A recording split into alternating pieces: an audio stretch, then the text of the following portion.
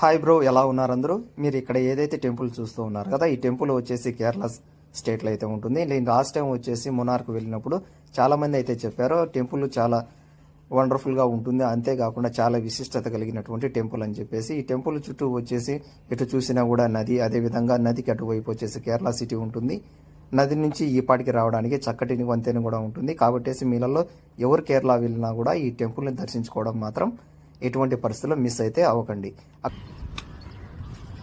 మీరు ఎవరైనా కానీ ఈ టెంపుల్కి రావాలంటే కనుక అలువా రైల్వే స్టేషన్లో దిగేసి లెఫ్ట్ నుంచి నడిచి వచ్చారంటే కనుక మీరైతే వెళ్ళిపోవచ్చు. ఎవరిని అడిగినా కూడా అలువా టెంపుల్ అంటే కనుక చెప్తారు, శివుని యొక్క టెంపుల్.